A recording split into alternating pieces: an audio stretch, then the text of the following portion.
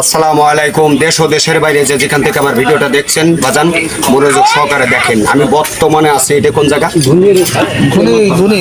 ধুনের মাথা, অর্থাৎ যশোর জেলা। এটা যশোর জেলা ধুনের মাথা রেল ব্রিজের তলে আমি এই রুগীটা আমি এই মাত্র দেখছি। তা আমার ভিডিওটা ভাই শেয়ার করে দেবেন বাজান, যেখান থেকে আমার ভিডিওটা দেখছেন। এই 10 জনের শেয়ারেতে কত অসহায় প্যারালাইসিস পড়ে আছে। আমার এই নাম্বারটা প্রতিটা ভিডিওর মাঝে নাম্বার দিয়ে থাকি। ওই নাম্বারটি লক্ষ লক্ষ টাকা ব্যয় করেও ভালো হয় না, রুগীগুলো ফেলাই রাখছেন।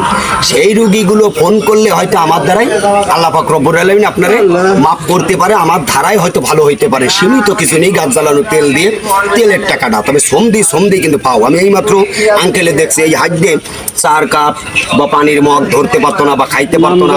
এই হাতটা আমি এখন এনার কাছে মুরব্বীর কাছে জিজ্ঞেস করি, আপনার নাম কি? কি নাম? মোহাম্মদ খোরশেদ আলী। বাড়ি তো এই জায়গা।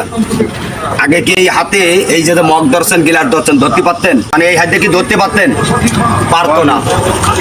এবং মগ ধরতে বা যে কায়দা যা লাগতো, ভাত নাই খাতি পারতো না, ভাত। আর এখন এই যে মগ ধরতেছে, দে ভাই মগটা, এইটা মগ ধরতে পারতো না, সবাই জানে। এইটা পানি সহ কিন্তু এখন গালে নেন, বাস কুলি করেন। মাশাআল্লাহ, আপনারা সকলে মিলে দোয়া করেন। এই মগ কিন্তু ধরতে পারতো না, হাইডে যে মগটা ধরতে পারতো না। আপনারা সকলে মিলে দোয়া করেন, আল্লাহ মাফ করুক আমার হাতের ওসিলায়।